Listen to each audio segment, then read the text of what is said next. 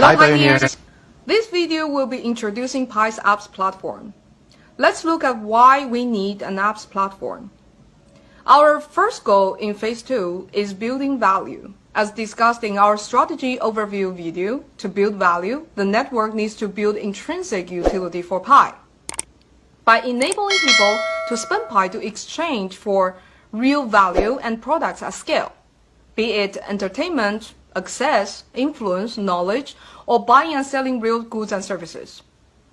To create a full-fledged ecosystem that mirrors the breadth and scale of traditional economies, it's impossible to have all applications built by the core team alone. So our strategy is to decentralize the development of the Pi's ecosystem through the apps platform. For example, if Pi's marketplace are necessary to facilitate and scale healthy Pi transactions, members of the community or external parties can create Pi apps of different marketplaces that vary by region, language, or different types of services and goods. While the core team can be experts in all varieties of apps, our global community and external parties can be. Pi core team will focus on providing the platform to facilitate others who are more specialized in specific domains to build those apps, such as e-commerce, logistics, supply chains, gaming, real estate, and financial services. In addition to the platform, Pi core team will only develop a few key Pi apps that are closely tied to Pi's vision and community building. Based on our initial research, third-party developers of decentralized applications are very excited to tap into and contribute to Pi's ecosystem through the platform, because Pi's philosophy of user accessibility and large active global community are a rare resource in the crypto space. So what will the apps platform look like? The apps platform will allow third-party developers to build applications that facilitate structured transactions using Pi. The apps platform can include both apps that are built within Pi network, called Pi apps, as well as external applications that are able to integrate Pi into their payment options, and we call those Pi payments. Pi apps will be hosted within the Pi interfaces, for example, similar to Facebook apps, Messenger apps, or WeChat mini programs. Some categories of potential Pi apps that can be hosted within the Pi interface include financial services apps for Pi.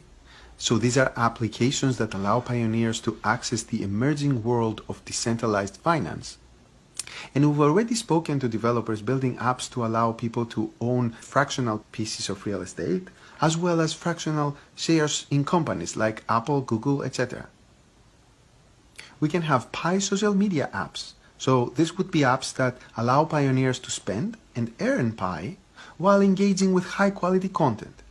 We are especially interested in creating additions to the current chats system that curate for higher quality conversation.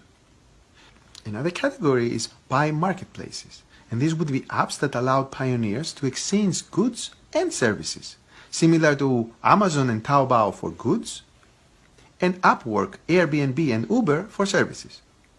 Also, Pi games. This could be apps that allow pioneers to spend Pi to play fun and engaging games, similar to how gamers today spend traditional currency inside their other games. Some examples of Pi payments include a QR code system that allows local retailers to accept payment in Pi, or your favorite local website creating a new Pay with Pi button, and who knows, someday maybe even Amazon will create a Pay by Pi button and will put it on their own website.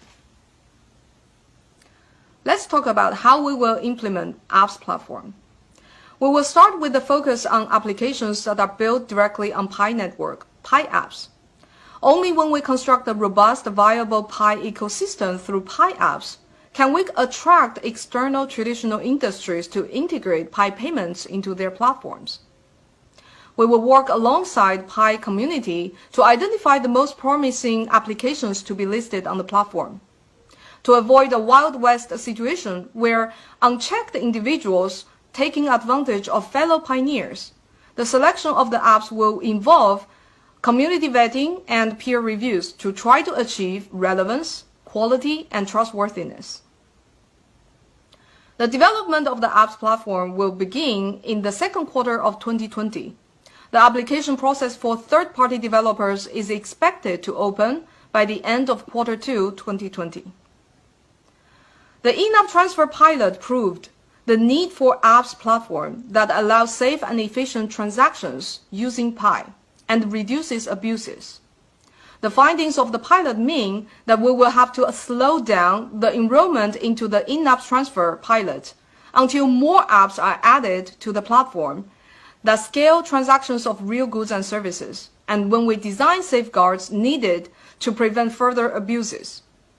While we will be slowing down the enrollment in the in-app transfer pilot, we will expand KYC after Pi Day, as KYC will still be necessary to participate in other Pi programs.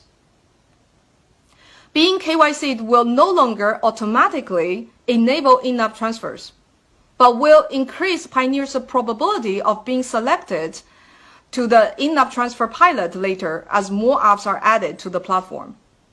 Being KYC'd will also be required for eligibility to run certain versions of Pi nodes on testnet. We will present an update on the node in our next video and why it's important for Pi.